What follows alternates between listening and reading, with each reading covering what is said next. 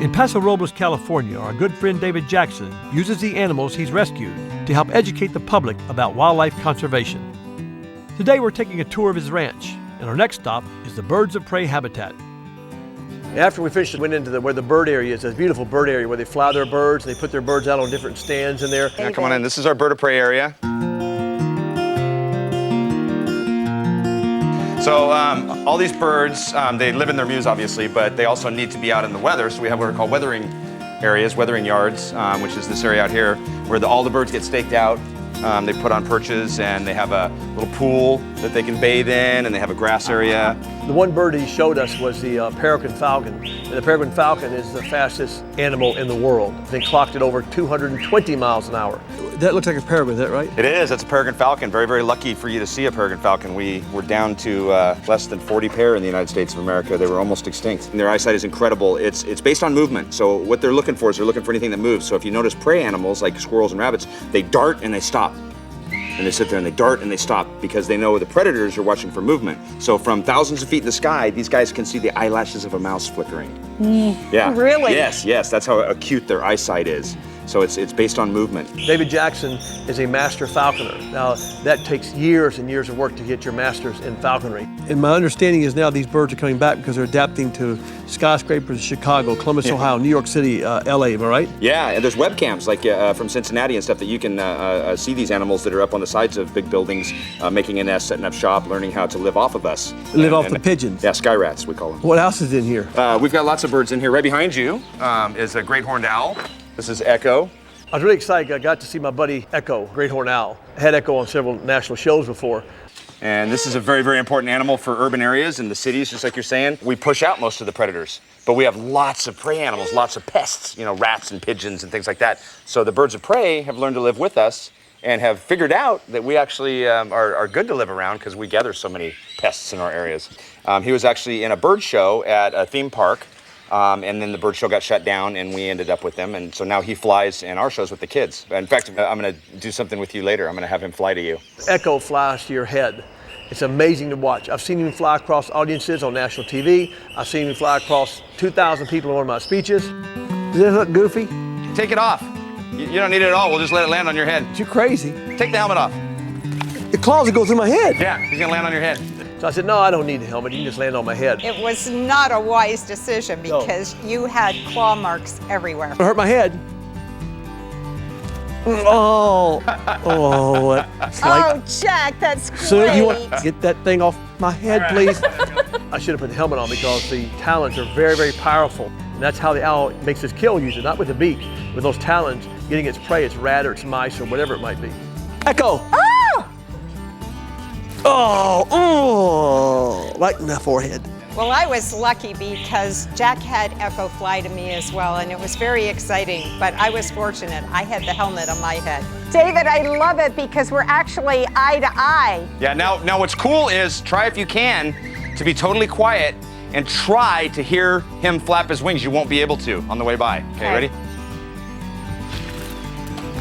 Whoa. You're right, it is totally silent. Jeez, oh man. When that owl is coming towards you, you cannot hear a thing. So you can see how they're totally effective when they're getting their prey. The owl is called the bird of silent flight. It's just mostly feathers and hollow bone. That owl you saw flying to me didn't even weigh 16 ounces. Go ahead, Sue, look at the top of my head. There's holes in it. No, you don't have any holes I in do it. too, Sue. I know what a not. hole. Okay, never. I'll be brave. You're right. I don't have any holes in it. It's fine. When I start growing feathers out of my head tomorrow, then you won't be laughing. Coming up, I've never seen a camel and a zebra together. Yeah, they're best friends. When you want to ride him? You're kidding. Cush. Next on Jack Hanna's Into the Wild.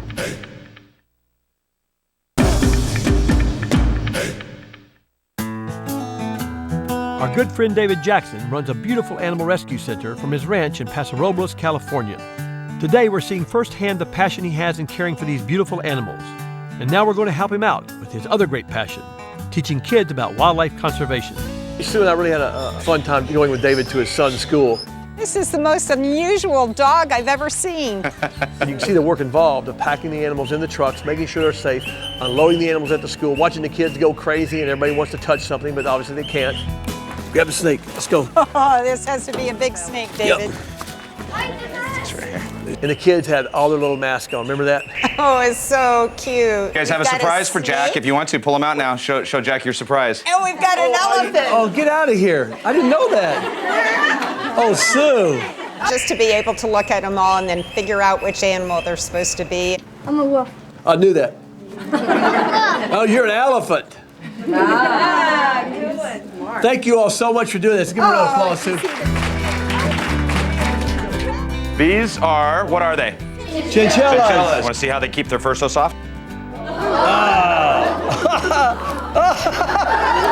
David, not only is he unbelievable with taking care of animals and has this incredible rapport with animals, he has the same rapport with kids and with people. This is a South African bullfrog. He's not even full grown. All right, your turn. Tell me adaptations for survival this guy has. Camouflage, different kind of camouflage than that snake though. This frog has what's called counter shading. And I'll tell you, I was totally captivated by the whole presentation. You guys all recycle? Yeah. Do you recycle your aluminum cans? Yeah. Yeah? Do you recycle them always? Yeah. I'll give you a reason to. Right now, what we have to do is we have to go out to where those guys live, dig up their home, destroy their homes. We have enough aluminum right now that we would never have to go look for any more if we just recycled what we have. Every time that you throw an aluminum can away, you're wasting 3 hours of electricity. All right, give yourselves a round of applause. You guys are awesome. After sitting in on David's class, we're headed back to his ranch to meet up with one last animal.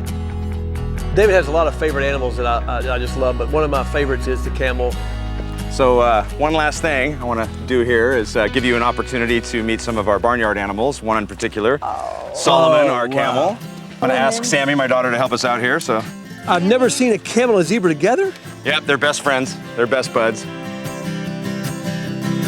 Oh, how about that? You want to ride him? You're kidding, I can't. No, here, let's see, we'll get him down. Sure enough, old Sue got to ride the camel. And then you have to lean way back when we're standing up. Okay? Hold on tight, hold on. Stay right there. There you go.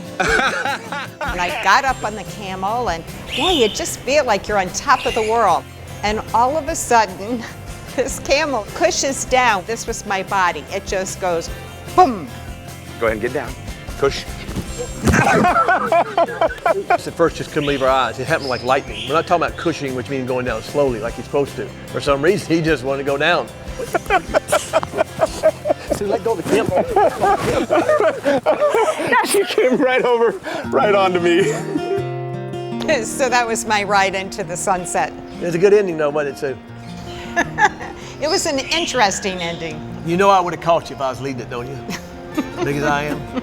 This has been an incredible experience. Oh, it really has. Once in a lifetime experience. Anytime. Thank you. But not just, Sue, one thing about David, it's not just the animal world that's benefited here.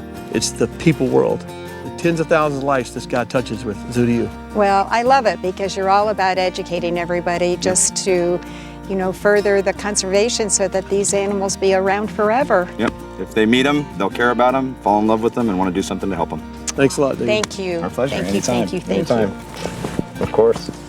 Visiting David Jackson's ranch and seeing the daily work he does with animals brought back the fondest memories for Sue and I, taking us back 30 years to our farm in Tennessee.